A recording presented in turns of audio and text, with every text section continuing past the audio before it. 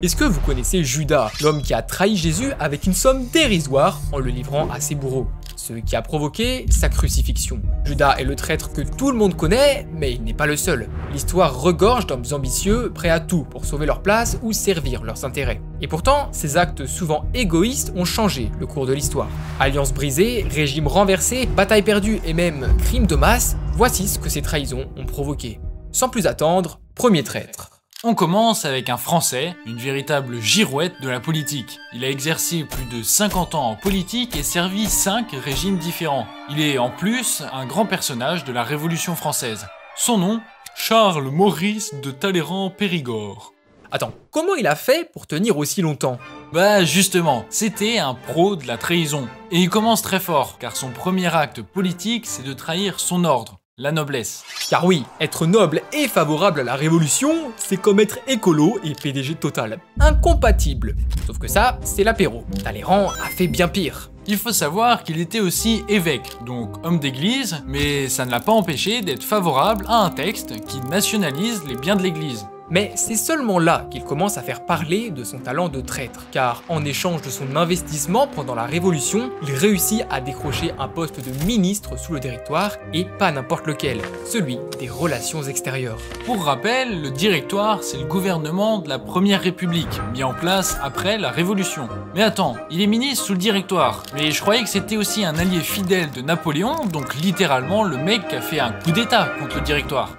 Et oui, il a aussi trahi le Directoire. À l'origine, il est évincé de son poste de ministre à cause d'un scandale financier dont il est bien sûr totalement innocent, et donc il se fâche avec les directeurs. Mais vous savez, la meilleure astuce pour se venger d'un homme, c'est de soutenir son ennemi. Donc il s'allie à Napoléon lors du coup d'état du 18 Brumaire 1799, et il retrouve le pouvoir.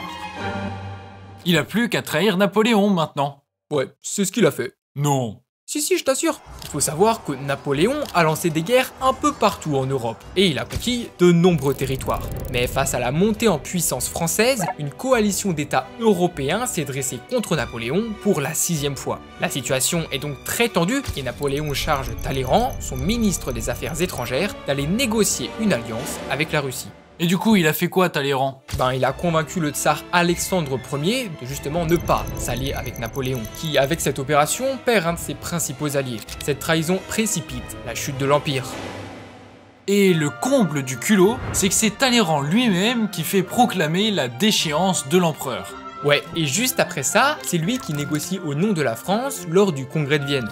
En gros, c'est une réunion où les différents pays européens se mettent d'accord pour établir un nouvel équilibre et stopper la propagation des idées de la Révolution française. Donc Talleyrand, c'est à la fois le mec qui entraîne la chute de l'Empire et celui qui négocie un nouvel ordre européen. C'est totalement ça, mais il s'est pas arrêté là, car il est nommé président du gouvernement transitoire juste avant la prise de pouvoir de Louis XVIII. Louis XVIII, il a régné plus de 10 ans, donc enfin un peu de stabilité pour Talleyrand. Absolument pas, car au bout d'un an, il ne supporte déjà plus le ministre de la police Fouché et décide de rejoindre l'opposition libérale, donc ceux qui veulent affaiblir la monarchie. Et c'était là le dernier retournement de veste de Talleyrand, qui est resté aux côtés des libéraux jusqu'à la fin de sa vie politique. On passe au prochain traître. Alors lui, c'est un peu le Pétain chinois, mais pour bien comprendre son rôle, il faut revenir un peu en arrière. En 1911, la dynastie des Qing, en place depuis plusieurs siècles, est renversée lors d'une révolution. Le système impérial s'effondre et la Chine devient très instable. C'est là qu'un homme appelé Sun Yat-sen fonde la République de Chine et tente de restaurer l'ordre. Et ça marche plutôt bien, car à sa mort en 1925, le sud de la Chine est assez solide. Par contre, le nord reste principalement contrôlé par les Dujun, des seigneurs de la guerre qui gouvernent localement. Dans ce chaos, il y a deux partis très importants qui se développent. Le Kuomintang, un parti nationaliste, et le PCC, qui détient le pouvoir encore aujourd'hui en Chine. Notre traître, Wang Jingwei, appartient lui au Kuomintang et est vraiment très proche des idées de Sun Yat-sen. Mais les choses se gâtent avec le successeur de Sun, un certain Chiang Kai-shek. Celui-ci impose une dictature militaire et lance ses troupes à l'assaut du nord de la Chine. Peu après, Chiang brise l'alliance avec les communistes qui sont chassés dans les campagnes.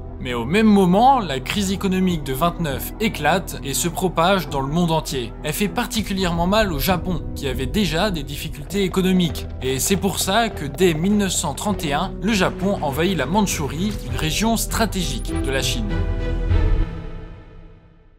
Et comment réagit Chiang Kai-shek? Eh ben, il est plus occupé à anéantir les communistes qu'à lutter contre l'invasion de son pays. Donc le Japon lance une seconde offensive, ce qui déclenche la Seconde Guerre mondiale en Extrême-Orient.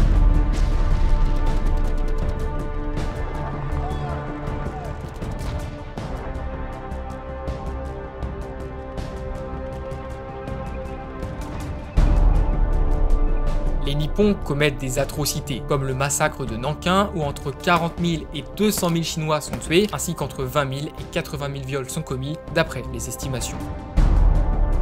Les Japonais appliquent systématiquement la politique des 3 tout. Tout tuer, tout piller et tout brûler. Le but, c'était d'éviter toute résistance. Mais il faut savoir que le Japon impérial avait, comme l'Allemagne nazie, cette impression d'accomplir une mission historique. Et c'est à ce moment qu'on retrouve Wang Jingwei. Alors que la Chine est à feu et à sang et que Chiang Kai-shek s'enlise dans une guerre longue, Wang Jingwei négocie secrètement avec le Japon dans le but d'obtenir une paix qui préserverait les intérêts chinois. Cependant, Chiang rejette les offres japonaises. Face à l'échec des négociations, Wang décide de collaborer avec le Japon en établissant un gouvernement fantoche à Nankin et déclare la guerre aux Alliés. Lui et son gouvernement sont alors spectateurs des exactions japonaises, pensant que se montrer docile et obéissant était le meilleur moyen d'arrêter la guerre. Wang Jingwei est aujourd'hui considéré comme un traître par la majorité des Chinois, même si ses actes visaient surtout à essayer de sauver la Chine de la guerre et d'éviter l'anarchie. Allez, prochaine trahison. En 1933, vous savez ce qui se passe? Bien sûr, la British South Africa Company cède ses droits miniers à la Rhodésie du Sud. Ah, peut-être, mais il y a surtout Hitler qui arrive au pouvoir en Allemagne. Le début de la fin pour l'Europe. Hitler y était très apprécié par une partie des Allemands, mais aussi haï par d'autres. Donc il a failli passer l'arme à gauche plusieurs fois dans des attentats, mais apparemment le diable veillait sur lui. Ah oui, j'ai entendu parler du putsch de la brasserie, et aussi d'un attentat par un certain von Stauffenberg. C'est justement de lui dont on va parler. Klaus von Stauffenberg, au début, il est totalement d'accord avec l'idéologie nazie. Mais en 1939, pendant la campagne de Pologne, il tisse des liens avec des généraux qui se méfient d'Hitler. Et en 1943, son régiment est attaqué par les forces alliées. Il perd son bras et quelques doigts. C'est à partir de là que tout a commencé. Stauffenberg est convaincu que s'il a la vie sauve, c'est pour débarrasser l'Allemagne d'Hitler.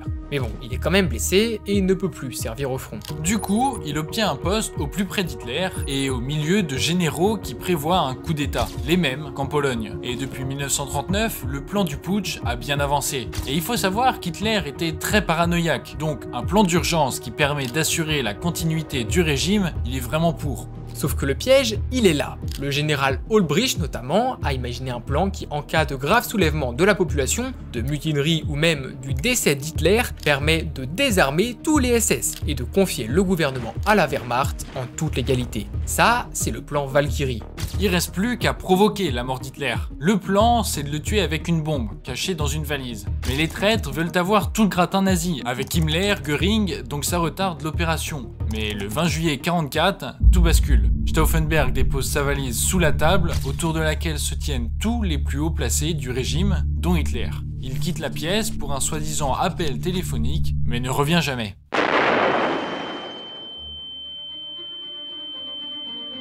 Par un concours de circonstances, Hitler s'en sort avec quelques égratignures soignées en à peine 10 minutes. Mais ça, Stauffenberg ne le sait pas. Il est convaincu de la mort d'Hitler et peut donc lancer le plan Valkyrie. De Berlin à Paris, les SS sont arrêtés et l'armée marche sur Berlin pour prendre le pouvoir, comme prévu dans la procédure. Le plan fonctionne à merveille jusqu'à ce qu'Hitler prenne la parole et dénonce les traîtres. C'est la fin du rêve pour Stauffenberg et ses complices. Je suppose qu'ils ont été punis. Fusillés le jour même. Mais ils ont surtout entraîné dans leur mort des milliers de soldats allemands. Un mal pour un bien car le régime nazi a été considérablement déséquilibré et quelques mois plus tard, Hitler mettait fin à ses jours. Nous sommes en 480 avant Jésus-Christ. Tout l'Orient est occupé par les Perses. Tout ? Non. quelques cités d'irréductibles grecs résistent encore et toujours à l'envahisseur. C'est à peu près ça. D'ailleurs, faut savoir qu'à cette époque, les Grecs et les Perses, c'est parmi les civilisations les plus puissantes de la région. L'Empire perse est en phase d'expansion et forcément, il convoite ses voisins. Xerxès, le roi des Perses, mobilise une armée colossale pour réussir là où son père a échoué, envahir la Grèce. Et on parle pas là d'une petite armée, mais de plus de 2,6 millions de soldats perses qui s'approchent de la Grèce. Mais ce chiffre est sûrement exagéré, car il nous vient d'une source grecque. N'empêche que l'armée est si grande que Xerxès fait construire un pont en bateau pour passer les Dardanelles, et il ira même jusqu'à creuser un canal pour gagner du temps. Chez les Grecs, c'est la panique. Certaines cités veulent résister, d'autres préfèrent rester neutres, et quelques-unes rejoignent même Xerxès. Ceux qui résistent, dont font partie Athènes et Sparte, décident alors de défendre la Grèce à un endroit stratégique. Un petit défilé entre des montagnes et la mer obligatoire à traverser pour Xerxès s'il veut atteindre le reste de la Grèce. Cet endroit, c'est les Thermopyles.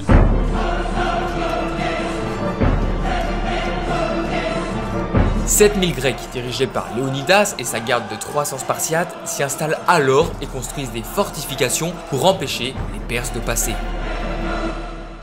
La mission semble fonctionner car toutes les tentatives perses de perforer cette défense se soldent par un échec. Mais c'est là qu'intervient notre traître, un certain grec du nom d'Éphialtès de Trachis. Le gars connaît bien la région et il a une information qui pourrait le rendre riche et puissant. Éphialtès se rend auprès de Xerxès et lui annonce l'existence d'un sentier permettant de contourner les défenses grecques et de les prendre à revers. À partir de ce moment, c'est finito pour les Grecs. Léonidas renvoie une partie de son armée, mais il décide de rester avec les autres soldats. Xerxès lance l'assaut des deux côtés, les Grecs, encerclés, se font massacrer. Les Perses, eux, continuent leur progression, ils pillent et brûlent tout sur leur passage, mais malgré ça, Léonidas a gagné assez de temps pour qu'Athènes soit évacuée avant que les Perses ne l'incendient. Cette bataille a une conséquence forte sur l'idéologie grecque et occidentale encore aujourd'hui. Léonidas et les Spartiates sont vus comme des martyrs qui se sont sacrifiés au nom de la liberté contre la servitude. La bataille des Thermopyles forge le mythe national où tous les Grecs se seraient unis, prenant conscience de ce qui les rassemble contre la barbarie.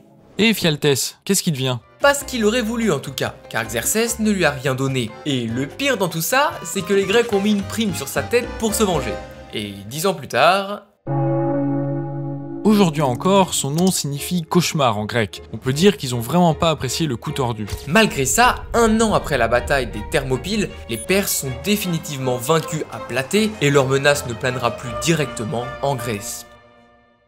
On a gardé la trahison la plus iconique pour la fin, celle de Jules César. César naît à la fin de la République romaine, juste avant l'Empire. La République est gouvernée par 2 consuls, et la deuxième institution la plus puissante est le Sénat, qui est composé des élites de Rome. En gros, c'est les riches qui dirigent. Mais à cette époque, la République est au bord de l'implosion. Elle traverse une période de guerre civile qui oppose les conservateurs aux défenseurs du peuple. Et à ça s'ajoute une crise sociale. Vous le savez, le modèle économique de Rome, c'est la guerre. Mais les conquêtes, ça profite qu'aux élites qui accumulent des terres, des esclaves et des butins, alors que les petits paysans reviennent de la guerre sans rien, à part des dettes. En fait, ils sont écrasés sous la concurrence des riches qui exploitent des domaines immenses grâce au travail des esclaves. Résultat, les paysans perdent leurs terres et leur place dans l'armée. Et oui, parce que pour faire partie de l'armée, il faut posséder des terres. Mais le truc, c'est que les paysans, ils s'appauvrissent et perdent peu à peu leurs terres. Donc dans ce contexte, des généraux puissants recrutent parmi les pauvres pour former leur armée privée.